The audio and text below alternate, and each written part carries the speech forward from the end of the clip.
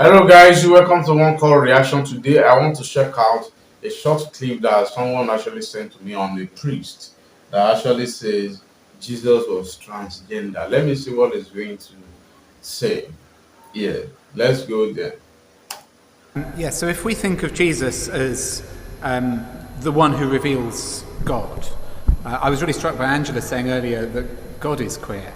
And I think as humans, we have a tendency to construct God in our own image rather than to recognize that we are made in the image of God.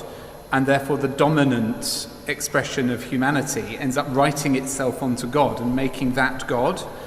And I think in the story of Jesus, the stories of Jesus' life, we find that being broken down in some quite radical ways, which is then having the knock-on effect of altering the way we understand who God is in relation to humanity.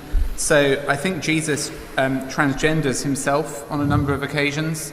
I think, just a little phrase where Jesus is lamenting over Jerusalem, longing to gather Jerusalem as a mother hen gathers her chicks. I think if you look at the foot washing from John's Gospel, foot washing elsewhere in both Old and New Testament, it's consistently done by women, and yet Jesus takes that on. People often cast that as being the servant's role. It was the woman's role, and Jesus does it and becomes the woman at that point.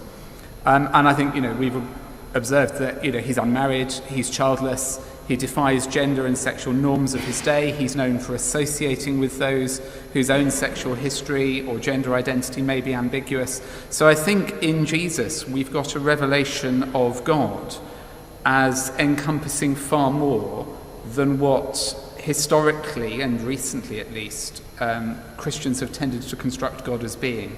And I think there's a bit of an antidote to heteronormative idolatry in the story of Jesus. Yeah, absolutely. Wow, wow. Well, there's nothing we won't actually see in this world. Even when Jesus himself was alive, he was called different names by different people. He was called an imposter. He was called uh, a person using the power of Beelzebub to cast out demons. He was called different names. Jesus was called different names. And I'm not surprised at all seeing a priest saying that Jesus, because he played those roles that were traditionally assigned to women, then that makes him to be a transgender. That a transgender is role. Well, he can say different things about Jesus. I mean, it's just, you find it funny at the same time disgusting. If you want to make a point, you should at least be reasonable in any point that you want to make, in any conclusion that you want to draw. So let's talk about what he actually said, that Jesus washed the feet of the disciple. That traditionally that's a female role, and you see Jesus being uh, you know, is mingling with people who have questionable sexual history. Well, what can we say? Even when Jesus Christ washed the feet of the disciples, he told them the purpose for which he's actually washing the feet. It's not just that he just stood up and he began to wash their feet. You remember the story very well. If you are familiar with the scripture, you see that even when he was washing their feet, Peter said, "Oh Lord, you should not wash my feet." And Jesus said, "Oh, if I don't wash it, you won't have a part with me in the kingdom." Yeah, and he had to wash the feet. He's showing them an example. He's showing them an example. According to him, he that must be the leader must be a servant. He is a servant leadership model that was actually displayed by Jesus. And the fact that he has 12 disciples also, because they are all male, doesn't mean that he's a transgender guy. No, no, no. Oh my, my. This is not totally acceptable. Of course, if Jesus was alive, that's why I can't talk much on it.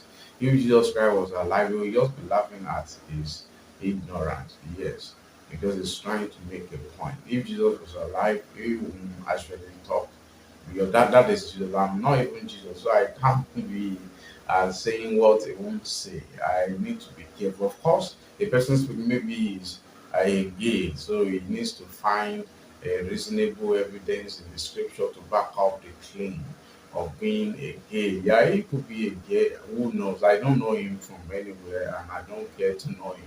But you trying to now derive uh, scriptural data to back up your support of gazing. No, we should read the scripture within context, within the lens of the people who were alive during the days of Jesus Christ. This is totally, I mean, well, in the last days, according to the scripture, different things that shall happen, knowledge shall increase, people shall develop themselves. They won't want to hear sound doctrine again. It's not something they want to hear. People will just be teaching whatsoever they want here and there, saying this and that. And this is an example of you trying to say Jesus is a transgender man. Just because they washed the feet, he associated with sinners, which was clear from the scripture.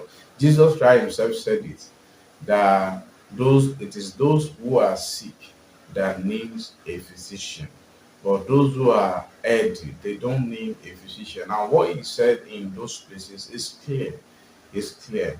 And even most of the atheists that argue uh, that about Jesus Christ, I mean, that argue against him, won't even put up argument like this that oh he's a gay. No, those scriptural passages they are clear on what Jesus actually meant, on the import of every of his action, washing the feet, talking with sinners, eating with sinners, all these things are clearly stated, the reasons for them. Are you now trying to support your own opinion using those scriptural data? It's not totally acceptable, and even listening to it, you won't accept. Of course, you might be a scholar, you might be a doctor of the law, but regardless, your mind might not be enlightened. Yeah, it might be darkened by the prince of the world. Yes, it might be darkened. It might be darkened. You might just have that head knowledge and revelation is absent uh, because you want to support a point. I know a problem with you, even if you have a gay orientation, if you have a gay whatever, I don't have any problem with that. Mine is that the scripture is evident.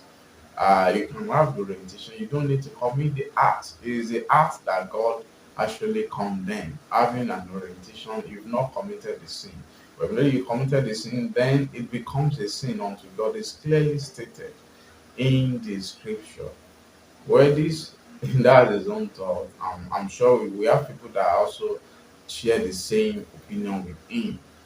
The Bible is clear. If you want to support your argument, find a logical scriptural data and you don't need to impose your ideas on the scriptures. Thank you guys for watching. Let me know your thoughts in the comment section and I hope to see you in my next video.